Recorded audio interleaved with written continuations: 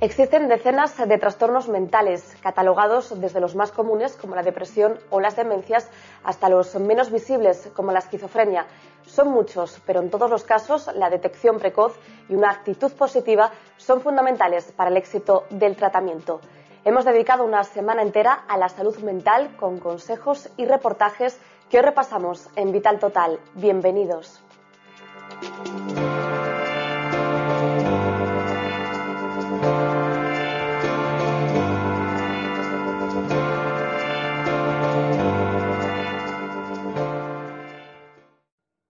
Una enfermedad mental es un trastorno que afecta a quien lo padece, pero también a los familiares que lo rodean y de quienes llegan a depender en su día a día.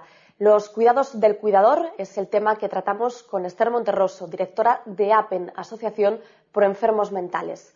Antes de escucharla, nos detenemos con el doctor Rosendo Bugarín, quien nos aclarará algunas dudas frecuentes sobre las enfermedades mentales. Comenzamos.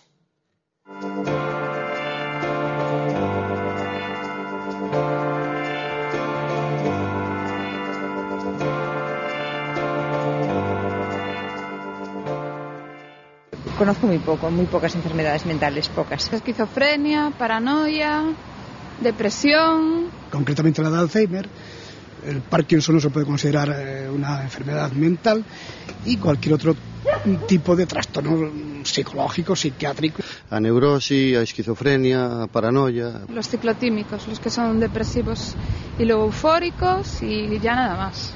¿Es que ha aumentado? Es la pregunta. Si tú dices que ha aumentado, me imagino que habrá algunas razones de índole económica, quizás por el bienestar económico. Estamos nunha sociedade que prima os valores materiais sobre calqueres outros, valores espirituais ou valores sentimentais, emotivos. Los problemas de familia. Antes la depresión no se consideraba una enfermedad, no estaba bien visto, una persona estaba triste, estaba desanimada, pero no tenía un nombre concreto esa enfermedad. Y bueno, yo creo que es por eso. Que el entendido, comúnmente entendido, no. Es un vicio que se toma sobre algo que se prueba y luego a partir de ahí se va acentuando, pero no creo que sea parte de un problema mental. Te cambian la personalidad, te dan agresividad, sí, entonces todo eso va a la mente y es un trastorno, por supuesto. Para mi entender no es un trastorno mental, es una adicción. Puede que a lo mejor una persona que tenga un trastorno mental y que no lo tenga reconocido o no lo estén tratando, pues pruebe drogas porque a lo mejor le hacen sentir mejor o le hacen llevarlo mejor. Pois sí, evidentemente, calquer tipo de adicción, máximo si tamén, a parte do tema mental, xa conleva un deterioro físico como é insalubridade, como é un atentado á propia integridade física, no caso da droga, non?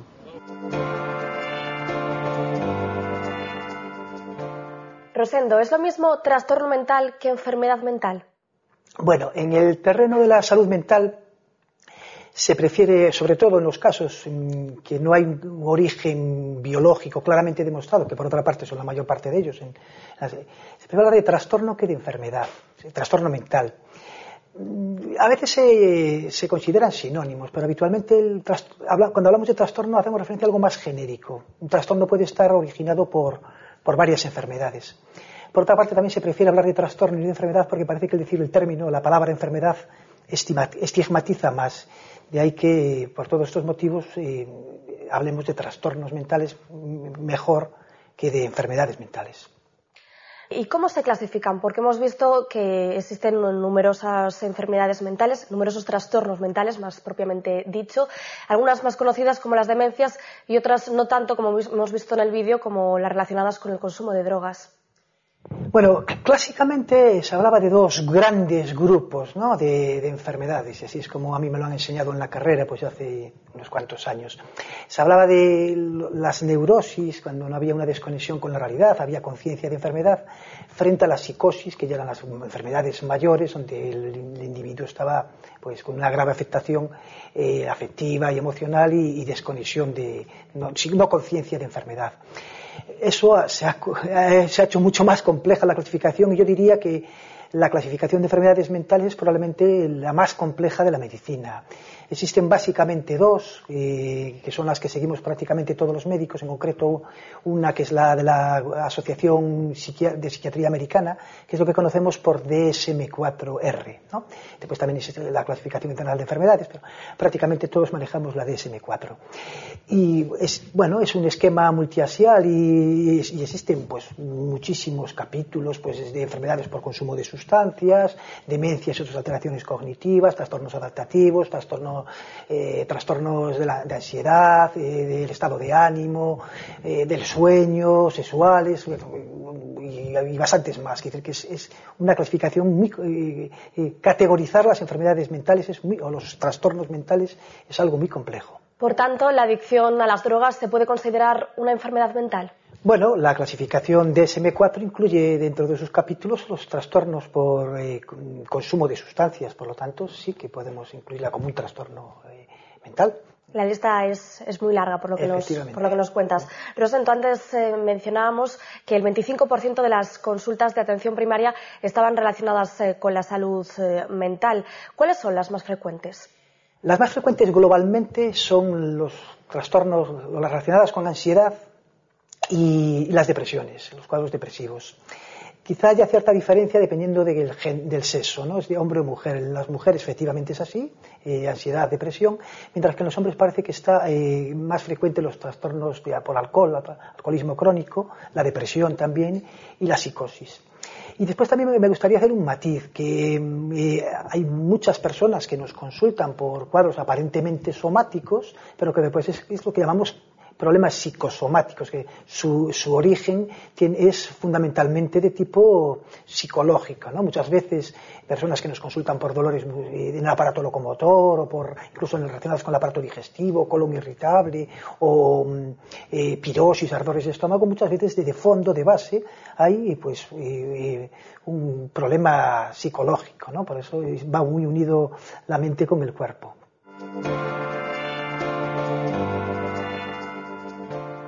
Parece que la diferencia más visible entre psicólogo y psiquiatra es poder recetar medicamentos, pero imagino que hay más, ¿no? Bueno, a ver, realmente sí son diferentes desde el momento que un psiquiatra es un médico especialista en trastornos mentales. O sea, los médicos nos encargamos de las enfermedades, de las patologías, y por lo tanto un psiquiatra se especializa en ese tipo de problemas, en ese tipo de enfermedades o trastornos. El psicólogo es una carrera diferente, no es un médico. Es la carrera de psicología, entendiendo por psicología pues la carrera que se encarga de estudiar la mente humana, ¿no? Independientemente de que sea una situación patológica o no, la mente también cómo funciona en el ámbito de forma normal. Tal es así que no todos los psicólogos son profesionales sanitarios, sí todos los psiquiatras son profesionales sanitarios. La psicología tiene sus especialidades y consideraríamos un profesional sanitario el psicólogo clínico, pero hay otro tipo de psicólogos, pues por ejemplo hay psicólogos pues que en el medio laboral, o psicólogos pues yo que sé, pues que estudian cómo mejorar las ventas de una empresa, que desde luego no tiene nada que ver con la salud mental ni con los trastornos mentales. Y por supuesto, por lo menos en la actualidad, no sé si con el futuro cambiará, los psicólogos no pueden prescribir fármacos de momento, solo lo podemos hacer los facultativos, los médicos y por lo tanto en este caso los psiquiatras. Rosendo, centrándonos en los trastornos de conducta y del ánimo, ¿somos reacios a acudir al psiquiatra? ¿Cuándo recomendarías visitarlo? A ver, reacios hay la doble vertiente, ¿no? Por un lado, vivimos en una sociedad que medicaliza cualquier situación con muy poca resistencia al sufrimiento y por lo tanto todo lo que no sea placer se tiende a vivir como que es patológico, como es una enfermedad y no lo es. Y después está la otra vertiente de que si son personas que a lo mejor requieren o le proponemos pues hay que remitirlos a una unidad de salud mental y lo perciben como, oiga, pero es que yo no estoy loco, yo no necesito... que sí existe a veces ese prejuicio de que en las unidades de salud mental que no lo necesitan, pues porque y bajo ningún concepto quieren existir. Eso sí que también lo vemos. O sea que bueno, son las dos caras de la moneda, ¿no? Mucha gente diferenciaba en el vídeo entre el tratamiento farmacológico que prescribe el psiquiatra y la terapia psicológica que se realiza con el psicólogo. ¿Van unidos estos dos? Hombre, deberían ir unidos. Quiere decir que el sentido y los fines de la terapia psicológica como el tratamiento farmacológico es siempre el mismo, es tratar de restablecer el estado de bienestar psíquico y social y ¿no? el estado de equilibrio con su entorno sociocultural que antes comentábamos. Y no necesariamente tiene por qué hacer el psicólogo la terapia psicológica, puede hacerla pues cualquier persona que pueda tener ascendiente sobre la persona, sobre el enfermo o el que está en una situación delicada, ¿no? Pues el psiquiatra o el médico de familia o otro tipo de personas. Siempre se dijo y se sigue diciendo que las personas, pues por ejemplo, religiosas y los sacerdotes de la confesión, pues que tenían un indudable valor terapéutico psicológico y pues, de alguna manera pues producía pues sosiego, ¿no? En este tipo de personas. Pues que el tratamiento psicológico es algo mucho más, ¿no? Que lo que proporciona el superespecialista.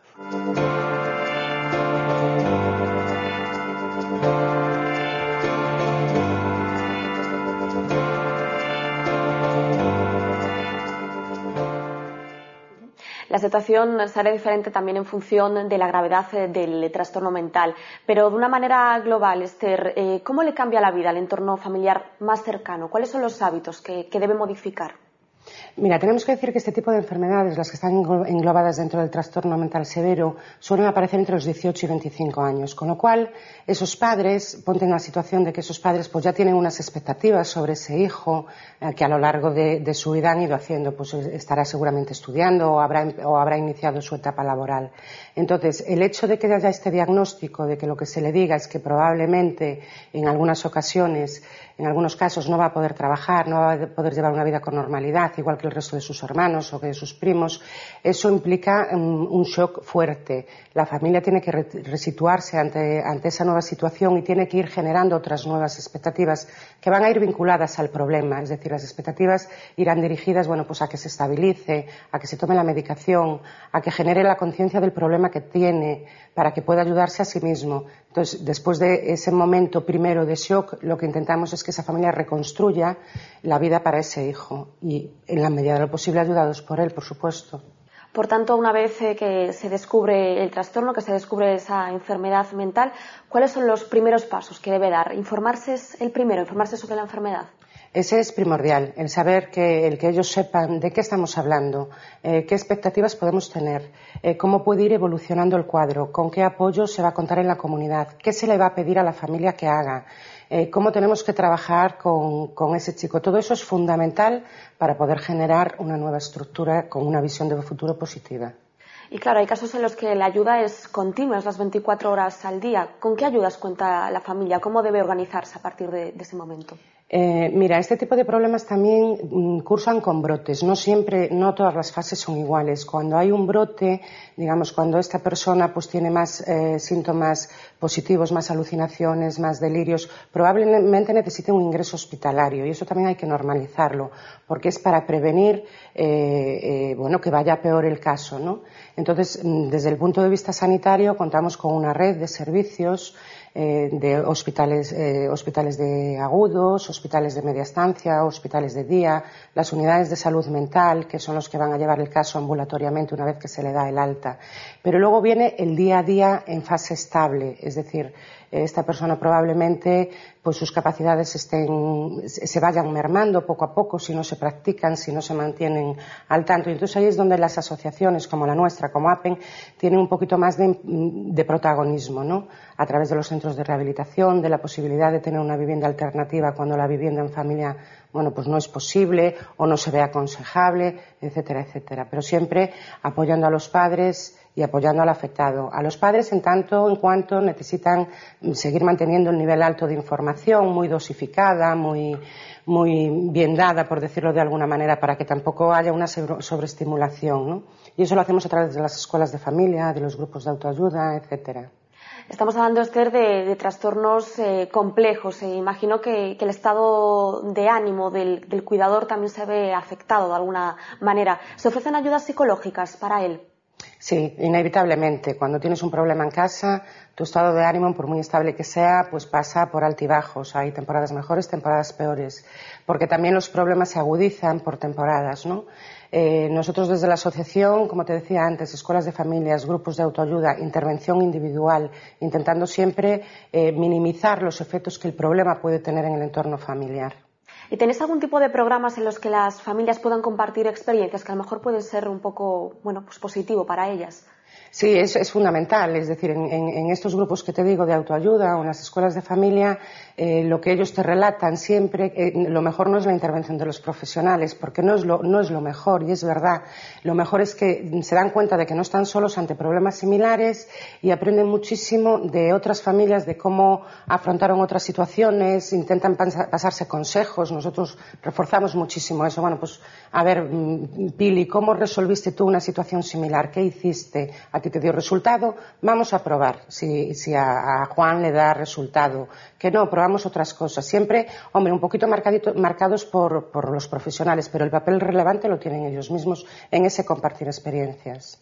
Además del estado de ánimo, de la repercusión que pueda tener en las emociones del cuidador, ¿qué otras repercusiones, qué otras consecuencias sobre la salud puede tener el cuidador?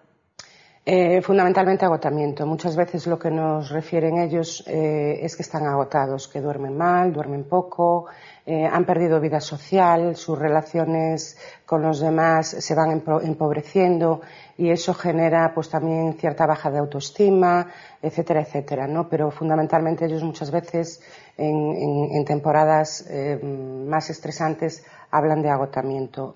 Suelen producir también depresión, el hecho de no poder rehacer esas expectativas, el no poder ver o no ser capaz de ver en un momento dado el futuro, aunque luego sí que son capaces de verlo en cuanto se trabaja con ellos, y eso abre un poquito las puertas. E intentamos también, bueno, que no pierdan su vida social, que la sigan manteniendo. Para eso estamos nosotros a veces para hacer de sustitutos de ese cuidador diario, ¿no? Nuestros programas de respiro, bueno, pues cuando una familia tiene pues que ir a una boda, que ir de vacaciones o que tiene una hospitalización, bueno, pues nosotros durante esos días nos hacemos cargo de la persona que está afectada para que ellos puedan mantener ese ritmo social que es necesario, ¿no?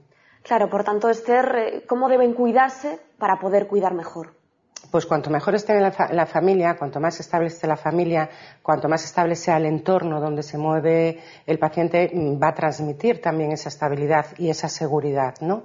Y cuanto más positivo sea. Entonces tenemos que intentar siempre dar esa visión positiva de relajación y que cuando surja algún problema concreto, pues afrontarlo con tranquilidad. ¿Y qué consejos, qué orientaciones dais a la familia cuando acuden por primera vez a la asociación? Va a depender mucho de cómo venga, ¿no? La persona, de qué nivel esté, de qué conocimiento tenga del problema. Muchas veces pues hay que intentar separar al paciente de la familia durante un tiempo para poder retomar desde cierta distancia las relaciones. Otras veces nos toca pues ser muy reforzadores, ¿no? Y decir, pues lo estás haciendo bien, vamos a seguir así. Otras veces tenemos que ayudarles a hacer trámites burocráticos, porque todo lleva cantidad de trámites burocráticos en este mundo de hoy, ¿no? Entonces tenemos que ayudarles, acompañarles, seguirles, y los cuidados que le damos es que confíen, ¿no? Los consejos que le damos, bueno, es que confíen en los profesionales que tienen alrededor, tanto en los sanitarios como en los de servicios sociales, como en nosotros, y que sobre todo confíen en ellos mismos, que sí que son capaces de quitar muchísimos temas adelante. ¿Cuáles son los principales objetivos que perseguís desde APEM, vuestras principales líneas de trabajo? Mira, nosotros tenemos dos líneas fundamentales de trabajo, que es casi te voy a decir tres.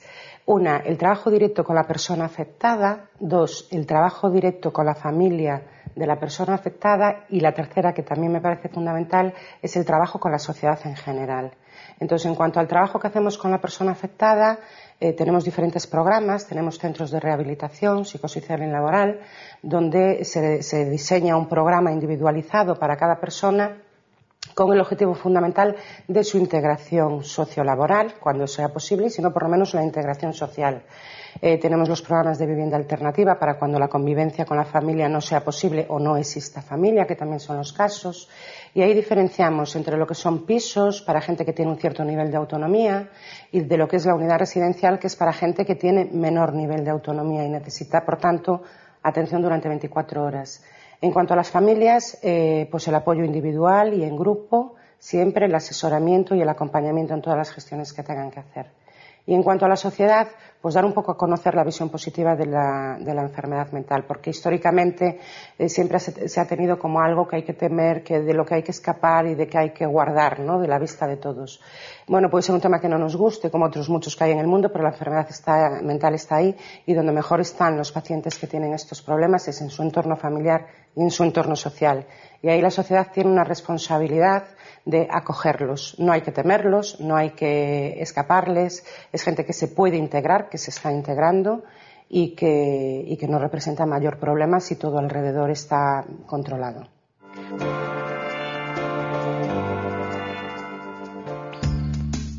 Hola, son Juan, benvidos a Apen. Levo desde o 2003 aquí en Apen, estuve no Centro Social e Laboral e agora levo 3 anos traballando de conserje. Collo chamadas, fago fotocopias, vou aos recados. Somos 3 compañeiros, 3 conserxes que xa estuvemos no centro de rehabilitación e ahora mismo estamos exercendo un traballo na que facemos, colaboramos, traballamos cos compañeiros. No Centro Social e Laboral faise moitas cousas, pero é mellor velas. Agora vamos ir aos talleres, que chamamos centro de día, pero é un centro de rehabilitación psicosocial e laboral. Están facendo varias actividades. Temos taller de papelería, que fan libretas, fan cuadros. Temos foami, agora están facendo adornos de Navidad. Joyería, que fan pulseras, collares. Aquí estamos no salón social, podemos ver a tele, escutar música, temos revistas, se alguén lle apetece un libro, pois tamén pode lelo. Estamos na cociña, aquí faise comida para 20 residentes da residencia, e máis depois para xente que ven ao centro de día e quer comer aquí, por algún calquera motivo, que non pode ir a casa ou queda pola tarde, pois faise de comer aquí para eles tamén. Hai unha armonía de traballo na que facemos que isto sea todo posible, non? Os conserxes, hai cuidadores, educadores sociais, terapeutas. O mellor do traballo é que che dá unha ansiedade por vir a traballar, un estrés que é positivo, que nos fai nas persoas enfermas e que queremos traballar e seguir adiante, non ser dependentes, facer unha vida social como calquera outra persoa. É un non sentirse dependente, senón autosuficiente.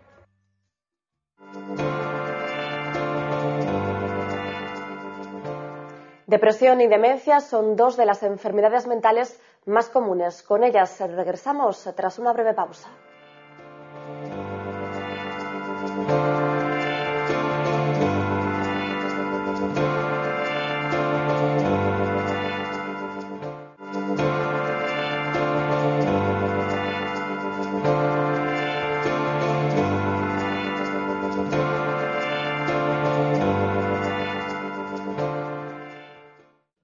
La depresión es uno de los trastornos mentales más comunes y causa frecuente de baja laboral, pero se puede curar y, lo más importante, se puede prevenir. Manuel Castro Bouzas, psicólogo clínico, nos da las claves.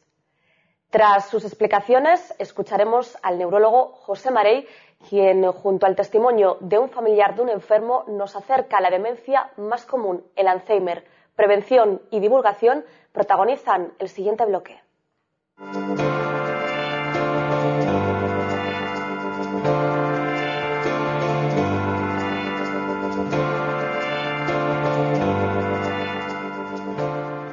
La depresión, ¿cómo se define? ¿Podemos decir que es lo mismo que melancolía o que tristeza? Non. A tristura ou tristeza é unha emoción normal, igual que o é a alegría. As cousas que ocurren no día a día nos van a afectar emocionalmente. A depresión incorpora o tema da tristura en canto síntoma, unha tristura cunha intensidade elevada, pero incorpora máis cousas. Incorpora apatía, incorpora alteracións do sono, do apetito, con frecuencia incorpora un abandono das actividades que previamente nos gustaban, tamén certo retraemento na nosa relación cos demais e, de alguna maneira, un abandono e un abandonarse, todo isto envolto coa emoción da tristura. Cando a tristura xa é prolongada, aparecen con frecuencia un estado que se pode denominar melancolía, pero isto xa é algo diferente e ten unha evolución distinta do que a emoción da tristura que, insisto, é normal, aínda que parece que non nos damos permiso para sermos tristes. Comentábamos al principio que en muchos casos que la mitad de ellos incluso no está diagnosticada. ¿Cómo se identifica, por tanto, la depresión? Fundamentalmente ouvindo e observando a persoa. A veces compartimos espazos no traballo, na casa, con persoas que están mostrando todos os signos que antes mencionei, que os están mostrando durante moito tempo. Xa no que é o ámbito profesional, pois, o básico é unha boa entrevista clínica. Tamén é frecuente o uso de determinados test, nunca para diagnosticar, senón para, de alguma maneira, intentar cuantificar a intensidade da depresión, e moi raramente están indicadas algún tipo de proba biolóxica, pero habitualmente non teñen moito uso. ¿Se puede padecer depresión sin una causa aparente? Non é frecuente encontrar na práctica clínica casos que respondan a ese perfil. O máis frecuente é atopar algún suceso ben próximo ou máis lonxano no tempo asociado co inicio dese cadro depresivo. Cando ocurre unha depresión sen causa aparente e é de aparición brusca, moitas veces ese tipo de cadros sí poderían encaixar no que algunhas persoas denominan depresións endóxenas, que son estas depresións que por moito que un busca non atopa nada, e noutros casos tamén, afortunadamente poucos, hai algunha causa biolóxica asociada directamente con ese cadro depresivo, de tal maneira que realmente esa depresión é a primeira manifestación da doenza subxacente, pero non é, nin de lonxe, non é o habitual. Hablemos, si te parece, del tratamiento. ¿Cuáles son los diferentes modos que existen para atacar la depresión? Pois vai depender basicamente da historia previa desa persoa e da súa propia evolución. Tamén da intensidade, non? Cando se están falando de intensidades leves, moderadas, pois o que primeiro se indican son intervencións puntuais, facer pequenos cambios no estilo de vida. Por exemplo, se recomendan as guías clínicas realizar algunha actividade física. Tamén, cando estamos indo máis cara a moderadas, pois o que se indican dende as propias guías de práctica clínica son os tratamentos psicolóxicos, en concreto intervencións de tipo, que ten que ver coas nosas condutas e en como analizamos e procesamos a realidade, e a medida que se van incrementando a súa intensidade e a súa gravidade, xa é necesario administrar algún tipo de tratamento bioquímico, tratamento con antidepresivos. Con frecuencia se están facendo tratamentos combinados, tratamentos que mesturan antidepresivos e tratamento psicolóxico, e nos casos máis graves, pois incluso se chegan a administrar, a pesar da súa mala fama, é unha técnica moi útil, se chegan a administrar o que é a terapia electroconvulsiva, os electroshocks. Tamén antes falaba da evolución, porque hai algúns tipos de depresión que responden á terapia lumínica, que consiste en dar luz, ¿no? unhas bombillas específicas, con unhas características técnicas, pero bueno, digamos que se empeza por pequenos cambios, se sigue coa terapia psicolóxica, se continúa con antidepresivos frecuentemente en combinación con terapia psicolóxica e digamos que si é o que se chama un trastorno depresivo de aparición estacional pode ser indicado a terapia lumínica ou luminosa e no caso de xa trastornos moi graves con un completo abandono non só dos hábitos básicos, sino incluso da alimentación, está indicado, porque incluso podemos falar dun risco vital a terapia electroconvulsiva. ¿Y siempre que se tiene depresión hay que acudir al médico de cabecera o al psiquiatra? ¿O podemos atajarla por nuestros propios medios? Cando menos o que son as intensidades leves, pois hai persoas que saen da depresión. Non todo o mundo que se deprime permanece na depresión, saen polos seus propios medios, non? O que sí, ás veces é necesario é estimular que acudan a un profesional.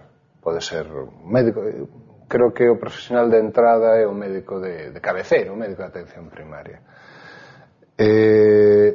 Se despois se necesita xa un programa ou unha intervención máis específica, pois se deriva o especialista, ven o psiquiatra, ven o psicólogo clínico. Pero as persoas sí poden intentalo. O que pasa é que tamén con frecuencia lle quitan importancia. Yo non estou tan mal, yo non sei que. Sen embargo, podemos casi decir que cando unha depresión xa ten unha intensidade moderada e a persoa insiste en que non, eu creo que xa non é unha decisión que haxa que deixar exclusivamente máis da persoa. Entón eu creo que hai o acompañamento da familia ou dos amigos é importante. Y en cuanto a su evolución, ¿cuál es esta? ¿Podemos decir que puede llegar a ser crónica la depresión? En algúns casos chega a cronificarse.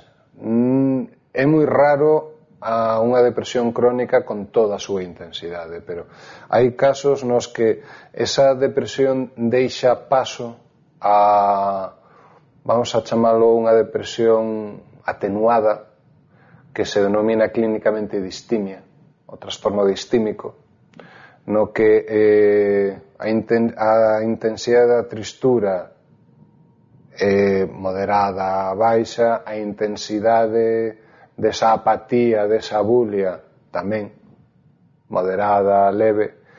Digamos que é unha versión atenuada desa depresión franca, pero, bueno, afortunadamente tampouco son nin de lonxe a maior parte dos casos. Hai unha minoría que se chega a cronificar, que chega a ter, digamos, eses rasgos quedan como instaurados na súa maneira de vivir e de estar no mundo, pero a gran maioría de depresión dos cadros depresivos se resolven e a gran maioría se solucionan por completo. Manuel, la pregunta clave, ¿la depresión se puede llegar a prevenir?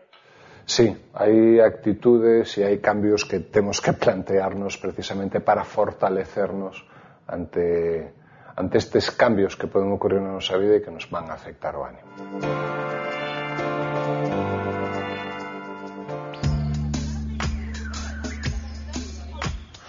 La risa tiene beneficios tanto físicos como psicológicos. Uno de los beneficios físicos es que libera endorfinas, pero después también tiene muchos beneficios de otro tipo, de tipo psicológico, que es que nos ayuda a combatir el estrés, nos libera de cargas emocionales y bueno, aquí a lo que venimos es a pasar un rato agradable, pero sí que a la larga sí tiene beneficios interesantes. Cuando justamente no tenemos ganas de reírnos, venir a risoterapia, ya que la risoterapia, por influencia del grupo, vale, la risa es una de sus características, es que es contagiosa. Entonces, aunque no tengamos muchas ganas, siempre acabamos riendo, ¿vale? Y aunque no sea una carcajada, siempre nos marchamos mejor de lo que llegamos. Por lo tanto, es muy importante justo venir cuando no tenemos ganas de reírnos.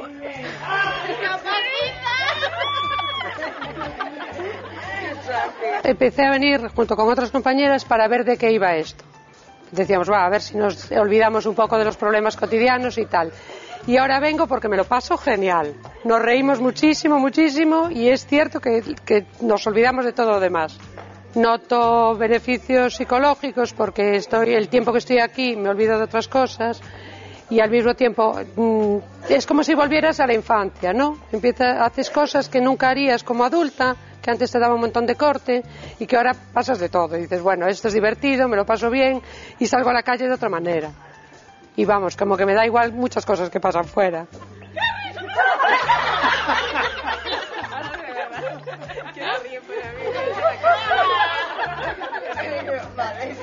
Aquí no me cuesta reírme. O sea, es que nos reímos de cualquier chorrada. Es como una risa floja que se te contagia y que no me cuesta reírme.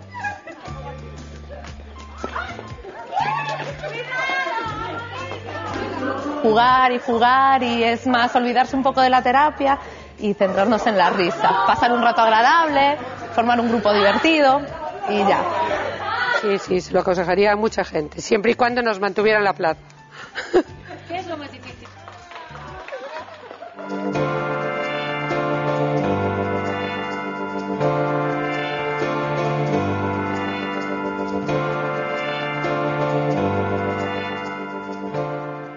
¿Qué es una demencia? Bueno, una demencia es, en general, hablando así, es un síndrome, un conjunto de signos y síntomas que hacen que un paciente, que una persona, pues pierda sus capacidades cognitivas, bien empezando por unas o por otras, pero que al final acaba incapacitándole para desarrollar pues las cosas básicas del día a día.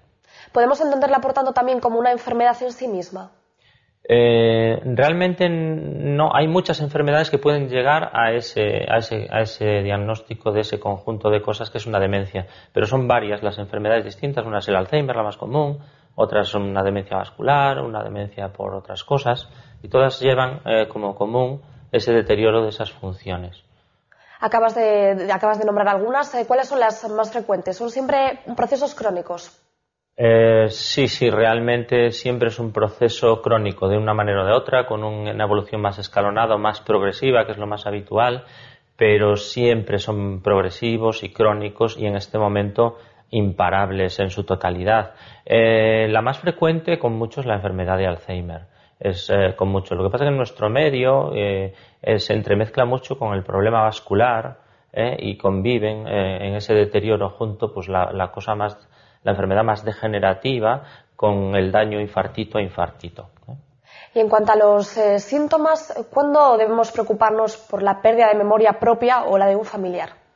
Bueno, este es un tema muy relevante, ¿no? Porque realmente los pacientes nos llegan cuando ya ocurren alteraciones de la conducta, cosas que son socialmente más inaceptables, pues el paciente o grita o hace algún comportamiento inadecuado. Pero la respuesta a tu pregunta es siempre. Perder memoria no es normal con la edad. Sí existe un cierto deterioro, como cualquier otra función o sentido, ¿no? Como la vista, pero no es normal perder memoria con la edad. Y por tanto, como es el síntoma inicial de la más frecuente, que es el Alzheimer, debemos de detectarlo como algo en principio no lógico y que debe ser valorado por un especialista. En una ocasión mi hermana me dice, ¿tú no notas que Raúl se pierde mucho, se repite mucho las palabras? Y la verdad, y allí mismo pues lo llevamos a un neurólogo, le hicieron un escáner y no descubrieron que fuera Alzheimer todavía, pero sí que tenía el cerebro un poco dilatado. Fuimos investigando y con los médicos y a raíz de los médicos pues sí, ahí ya nos dijeron la verdad que ya padecía Alzheimer. En ese momento no piensas porque dices pues porque tiene que ser, porque me tuvo que pasar, un hombre que trabajó siempre. Fue duro, difícil, pero bueno, a pesar de todo él es un enfermo bastante valiente, nunca se lo ocultó la enfermedad. Lo más difícil, la enfermedad que tiene, porque después se va llevando bastante bien. Es bastante dócil, no es un enfermo agresivo y tiene sus momentos.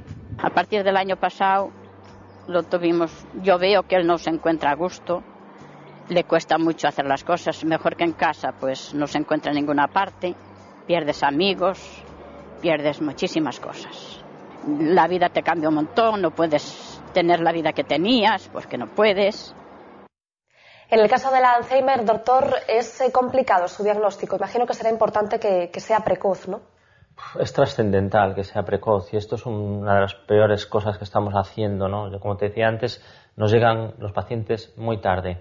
Es trascendental porque tanto lo que tenemos ahora, el tratamiento que tenemos ahora, como los posibles futuros que están en ciernes, muchos de ellos, dependen muchísimo de cuándo pillas a este paciente, porque las neuronas que van muriendo, muertas quedan, y entonces esto es una parte no recuperable de la enfermedad. El diagnóstico no es fácil.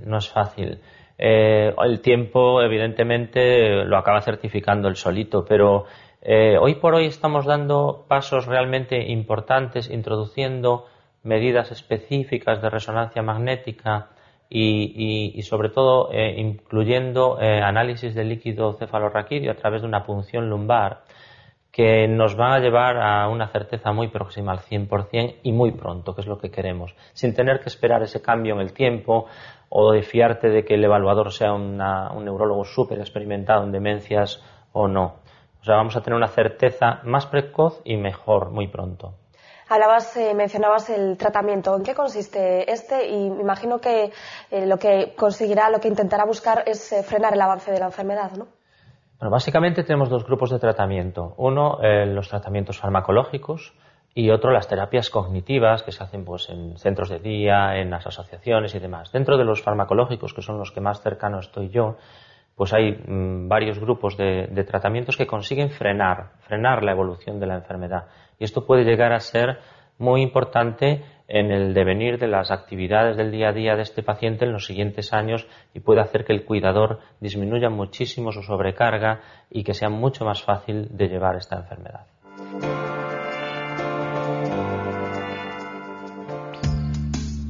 La conocimos a través de una hija que trabajaba en Tecan Geriatría. Nos hicimos socios. Después fueron a valorar a Raúl, lo vieron y la verdad tuvimos mucha suerte porque tuvimos muy poquita espera.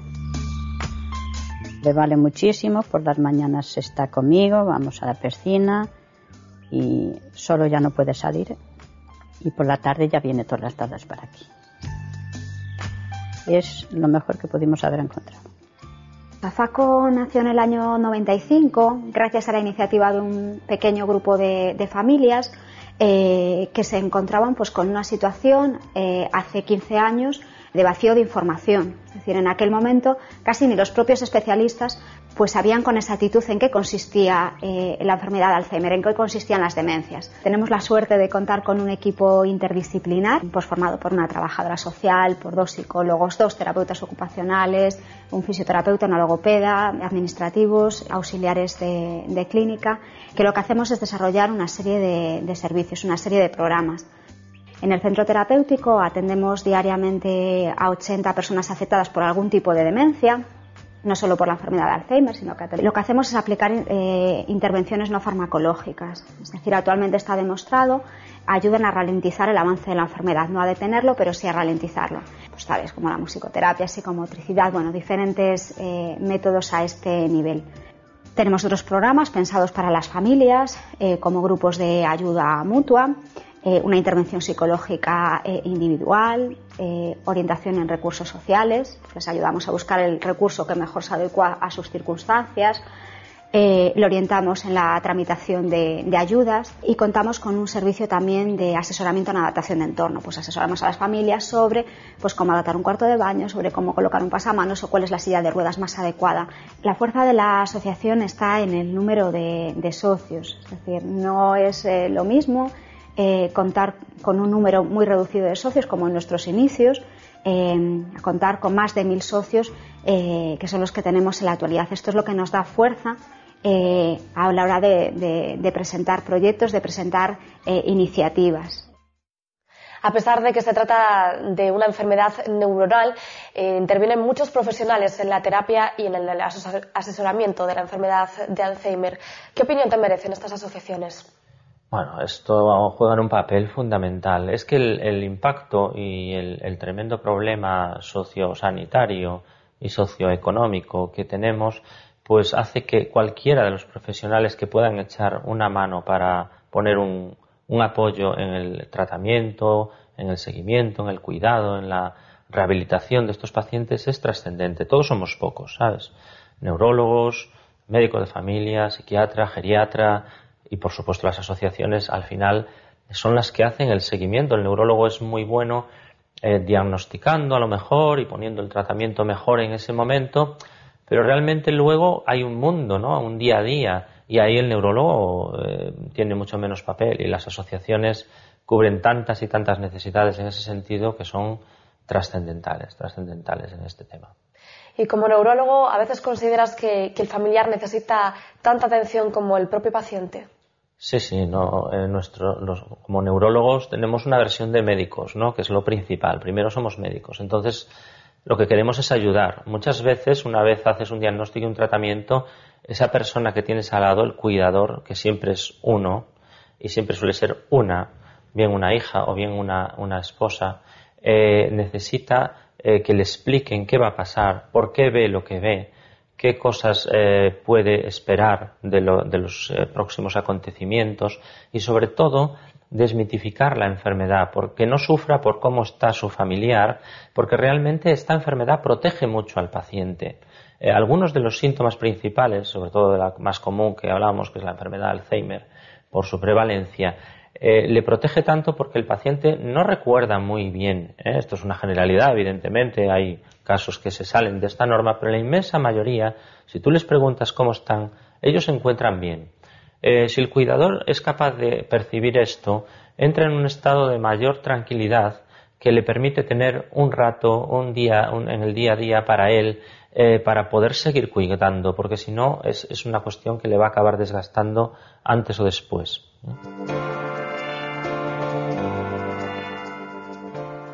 Esperamos que este repaso semanal les haya ofrecido una visión general sobre la salud mental, tan importante para el bienestar personal. Hasta aquí Vital, sean felices y cuídense.